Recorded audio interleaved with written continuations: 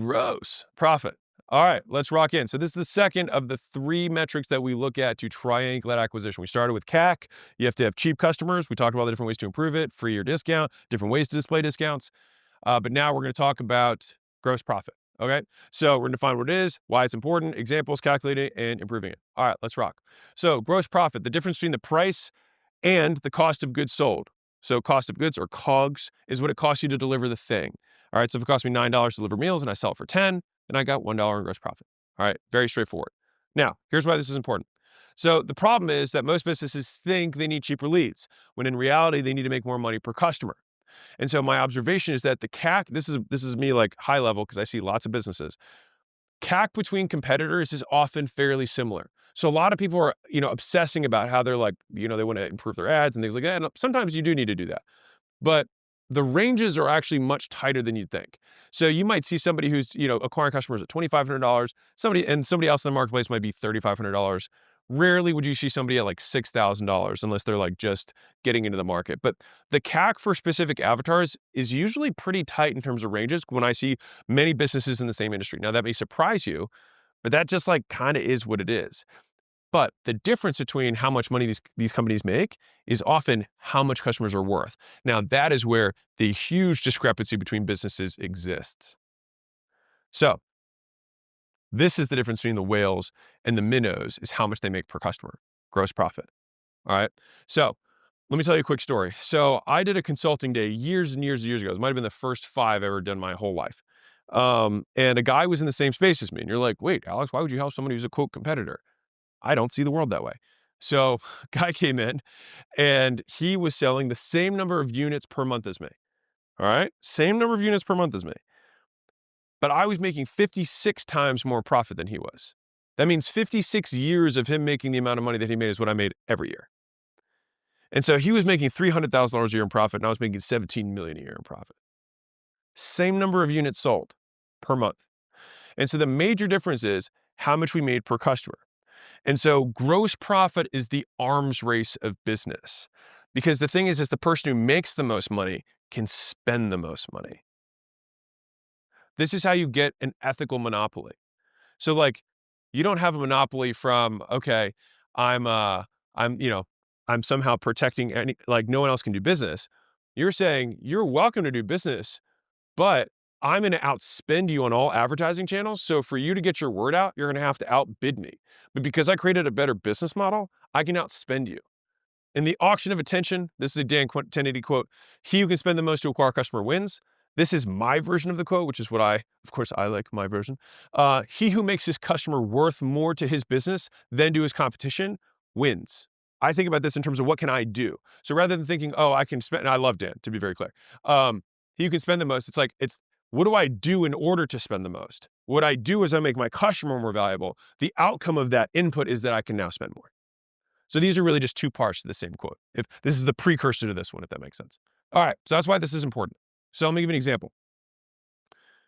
So I remember when I was at Smoothie King, I was a blender tender, and my buddy was reading this article in the back of the store, probably goofing off when we probably shouldn't have been. And he was like, dude, check this out. This guy bought a $50,000 burger. And we looked at it and it was like made of gold and whatever crazy Wall Street person bought a $50,000 burger, right? And I was thinking about that. And I remember the article said something like he was making $50 million a year or something like that in income.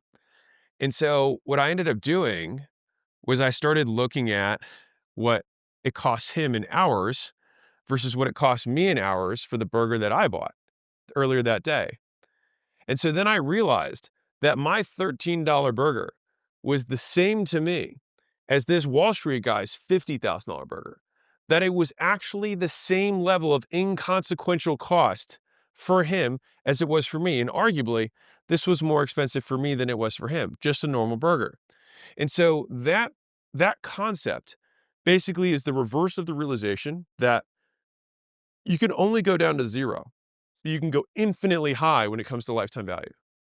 And so like you can only drive down so far, right? On the cost side. But in terms of how much you can make, that's where you can be as creative as you want in terms to continue to increase the lifetime gross profit per customer. And so it can make something as insane as paying $50,000 for a burger or CAC actually still be relatively cheap for you if you know how to increase the value of the customer. And so think of the burgers as the commodity, which is traffic. Think of our income as the lifetime gross profit. If I were competing with this guy, he would be able to outspend me 3,700 times over. And in the auction of attention, he would outbid me every time. And our goal is to do the same to our competitors. All right, so you need to look at both sides, getting customers for less, but also making them worth more. All right, and before we improve it, we got to know how to calculate it. So here's gross profit, how we calculate it. So here's a product example. So if I sell a widget for $100, it costs me $20 to manufacture it and ship the widget to the end customer. All right, so my gross profit is 100, where it is, 100 minus 20, $80. This is what's left over. This is my gross profit. Okay. Here's a service example. Let's say I deliver services monthly and I have one account representative per 10 customers. If my clients pay me $3,000 per month each and my reps cost me $6,000 per month, we can then figure out the gross profit margin. Okay, so the rep salary is $6,000. The clients per rep is 10. The cost per client means it's $600 per client. Remember, we make $6,000 divided by 10 clients, $600 per client. Gross profit, all right, is now $3,000, what they pay us, minus my cost per client, which means $2,400 left over. The reason I'm going through this is that many of you guys watching this are service-based businesses and don't know your costs. These are your costs. So my gross margins are $2,400 divided by $3,000, which is 80%. Rule of thumb from Alex: if you run a service-based business, local brick and mortar or national, you want at least an 80% gross profit margin. Now, that may sound crazy to you, but it is very unlikely that you will scale in service unless you have 80 or higher. So not just 80, that means that if it costs you 100, you got to sell it for 500. Now, you might think, because if you're a newer business owner, you're like, no, that seems unreasonable. That's your gross profit, not your net profit. You still have rent. You've got your fixed admin costs. You've got insurance. You've got utilities. You've got break fix that happens within your business. You've got all these other costs that go into doing business. You're not running 80% net margins. You're just saying, this is now all the money I have left over to run the rest. I still got to spend advertising dollars. Like, there's all this money that I still got to spend. And so if you're at 80, you might be running a 30% net margin business, right? So just to give you context on this. Okay. And so the pro tip is that gross margin equals gross profit times 100%. So if you ever hear me say gross profit versus gross margin, it's just, this is a percentage, this is an absolute. That's all it is. So gross profit's the absolute, gross margin is the percentage. That's all it is. Okay. So if I say it's $80 in gross profit, it's 80% gross margins. I clarify this because if you've ever like read stuff and been like, wait a second, is this different? It's just a different way of measuring the same thing. That's all it is. All right, cool. So big picture, this is what the business was. This is the example I gave visually. This is the correct visual. All right. And you can note that gross profit is not net profit. All right. This is the cost limited to what the business incurs directly from delivering the thing. So if you had an administrative assistant and you sell cups for $10 that cost you $2, we wouldn't factor in your administrative assistant into the $8 of gross profit. It's off the gross profit that we eventually pay for everything else in the business to create our net profit, aka what's left over at the end of the month. All right, so your rent doesn't go into your gross profit. Your admin costs don't go into your gross profit. Your utilities don't go into your gross profit.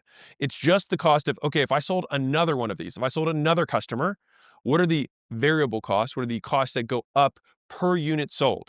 If your rent doesn't go up per unit sold, if your admin cost doesn't go up per unit sold, then it is not factored into gross profit. But if my hard cost of cups, if I sell another cup, I still have to incur that cost. If I have to sell another client, then a certain portion of my resources of client delivery is going to get allocated to that next client. Now, some people are like, wait, but I have to pay my person either way. Not really. I mean, you do up to 20 and then you have to hire another one. And so you just have to fractionalize it in terms of your thinking. So it may feel fixed, but it's not. You have chunkier start stops more than it's a fixed cost, if that makes sense, when it comes to calculating this. So you're like, okay, got it. I have mine and mine sucks. So what do I do to improve it? So improving gross profit, there's a lot of ways to increase gross profits. But without altering price or cost structure, the three easiest to remember are more, better, new. All right, which is sell more of the stuff, so more quantity or duration of the thing, so get them to buy in bulk or buy again tomorrow. Sell a better quality version of the thing, so that would be like a regular burger versus an organic burger, or a large group versus personal training, better version of the thing, or sell a new thing. So you fries and a Coke, which then you could supersize on quality and quality on top of that. That's the quick and dirty. We're going to get into lots of different versions of this. All right. So that is gross profit.